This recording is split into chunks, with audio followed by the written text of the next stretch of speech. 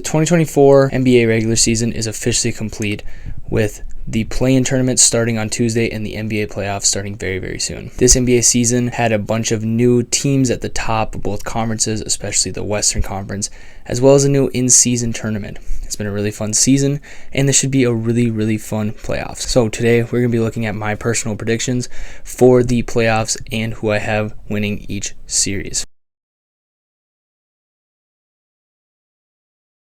Starting off with the play-in out west, I think the Warriors beat the Kings. I think we're getting a vintage Steph Curry game. And the Warriors are hot right now. They're 8-2 in their last 10 games. I think this is a game that they win. I think the Lakers beat the Pelicans. This is assuming Anthony Davis plays. If he doesn't, this could be up in the air, but I'm going to go with the Lakers beating the Pelicans. I then think the Pelicans beat the Warriors. They're 2-1 against the Warriors this season with a 5-point win, a 36-point win, and a 28-point loss. I think that the Pelicans should be able to pull it off to take care of that 8 seed. Now for the play-in out east, I think the Hawks beat the Bulls. The Hawks recently just beat the Bulls without Trae Young. I don't think this game really matters though, because while the Heat beat the Sixers, Embiid being a game time decision makes me want to pick the Heat to win this game. Regardless, I have the loser being the Sixers beating the Hawks. I don't think, like I said earlier, that the Hawks beating the Bulls necessarily matters. I think regardless, we're seeing the Sixers and the Heat in the playoffs as the 7 and 8 seed. For this, I have the Heat as the 7 seed, the Sixers as the 8 seed. So for round 1 out west, I have OKC beating the Pelicans in 5 games. I think New Orleans will steal a game or 2, but OKC really should have no issues taking care of business in 5, maybe 6 games. I'm going to go with OKC in 5. Next, I have the Mavs over the Clippers in 7. This is the toughest matchup for me personally to decide in round 1. Luka will single-handedly win the Mavs a game or 2 each series. Harden struggles in the playoffs historically. I don't think this year's going to be any different. In Los Angeles, I think the Mavs take care of business. I think it's going to be a long series. I have the Mavs in 7. Next, I have the Suns beating the Wolves in 5. As a Wolves fan, I absolutely hate this, but they're 0-3 against the Suns this year. I can't go against that. I think we're seeing a game or 2 at most. Really hope that we do prove me wrong. I would love to see the Wolves going around. I just don't think it's the matchup that we wanted.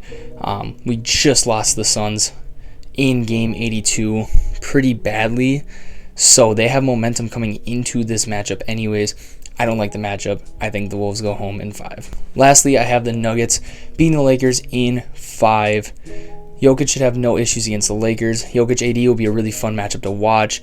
I just don't think the Lakers are going to be able to match up with them. LeBron will win a game single-handedly, and he single-handedly alongside AD will keep the rest of them competitive, but I think overall the Nuggets are going to win in 5. Now moving out east, I have the Celtics beating the Sixers in 7.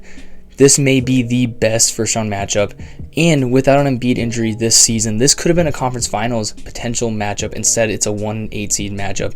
This is going to be a really fun series. I could see this going either way. I don't think the Sixers necessarily completely healthy season end up as an 8 seed, so I really think this is a threatening team for the Celtics. However, I think they are going to go on and win this in 7. Next, I have the Cavs beating the Magic in 6.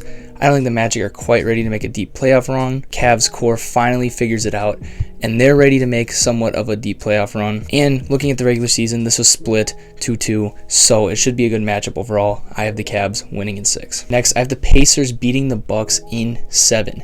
The Pacers are 4-1 against the Bucks in the regular season. However, the playoffs are a different animal. Giannis is a different animal in the playoffs. He'll win a couple games just by himself, make this a fun series, but I think the Pacers win this in 7. Lastly, I have the Knicks beating the Heat in 7. I just posted a lengthy essay on the Knicks a couple days ago. Go check that out for a detailed breakdown of the last couple years of the Knicks, how they've turned their franchise around. The Knicks are 2-1 in the regular season against the Heat. However, Randall is out for the rest of the season. Robinson should be able to take care of Bam, as he's the only massive threat at the center power forward position that the Heat have. So I think the Knicks will be able to hold on in 7. The Heat are going to be a very competitive, very good matchup for the Knicks. Now in round 2, I have OKC over the Mavs in 6. Mavs are coming off a longer series, which will have an effect on their bodies going into the second round. OKC will have more rest and time to recover. Again, Luka is going to steal a game or 2 by himself, But I think OKC just overall is a simply better team, and because of that, I'm taking OKC in 6. Also taking the Nuggets over the Suns in 6. There's not a strong big man presence outside of Nurkic to stop Jokic. When Nurkic comes off the floor, who's stopping Jokic? And I don't know if Nurkic can stop him 48 minutes a night for 7 games. I think because of that, Jokic is going to dominate the series. I think KD, Bradley Beal, Devin Booker, those guys are good enough to win 2 games, maybe even a 3rd game and make it a 7-game series, but I think Jokic's dominance is going to show. They're going to take care of business, win this in 6. Out east, I have the Celtics over the Cavs in 6. These should be really close games. The Cavs should be able to make every game close, but I think the Celtics are just flat out a better basketball team, and so they'll be moving on in 6. I also have the Pacers over the Knicks in 6 games with Julius Randle out. Who is going to stop Pascal Siakam? You're going to need Robinson on Miles Turner. I don't know if OG Anunoby can stop his former teammate just because of the somewhat size difference and skill difference. You probably need OG to be more on their guards, more specifically Tyrese, if you want to go that route, because I don't know if Jalen Brunson can really go one-on-one with him. I think this is a fun series. I think this is where Randle's injury haunts them and ends the season for the Knicks. However, I think the Pacers move on in 6. Now for the conference finals, I have the Denver Nuggets beating the OKC Thunder in 7 games. The defending champs take on the new kids on the block. OKC is going to fall short this year, but it's a sign that they're coming and they're going to be here to stay long term as a contender. I think as good as Chet is, he's still very young. As good as SGA is, he's still very young. This whole core is very young. This is going to be great for their development moving forward. I just don't think they're winning this year. I think it's coming soon. I think that we're talking about looking at the next dynasty that the NBA sees, but I think the Nuggets are going to beat them in 7. Out east, I have the Celtics beating the Pacers in 6.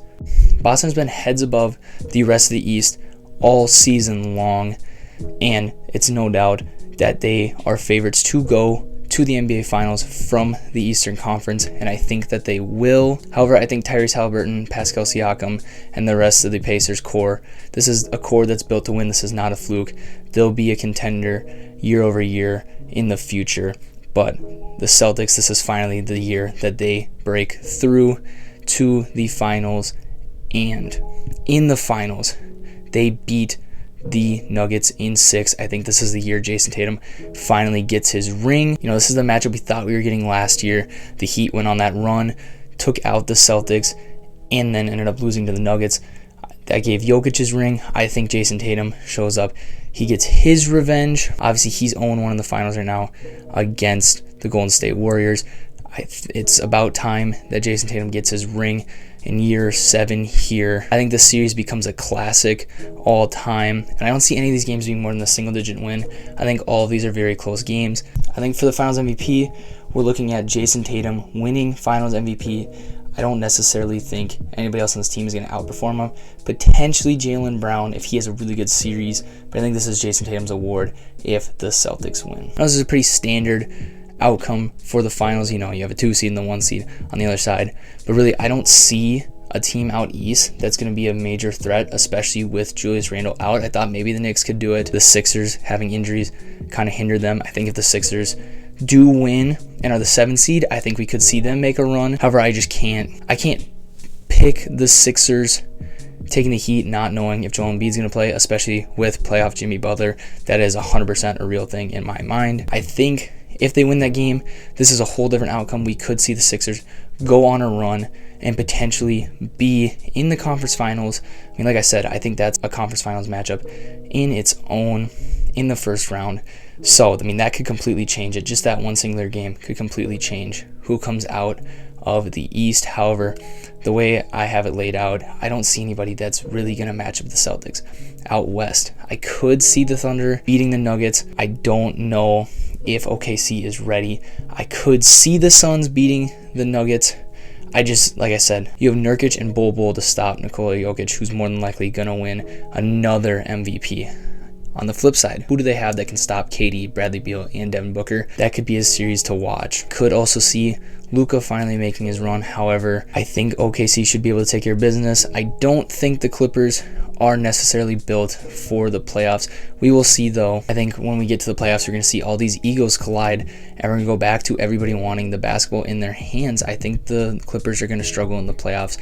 So yes, as we get closer to the conference finals, this becomes somewhat of a scratch bracket. But I think this is ultimately what's going to happen when we have a super dominant team out east. And we really had 3 pretty dominant teams out west in the OKC Thunder, the Denver Nuggets, and the Timberwolves. However, the Timberwolves are starting to fall off.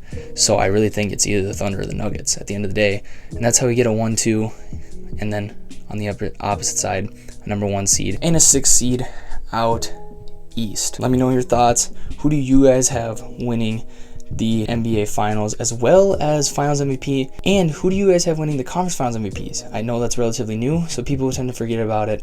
I certainly have forgotten about it. Leave a comment below if there's anything you agree with or disagree with. And other than that, thanks for watching. I'll see you next time.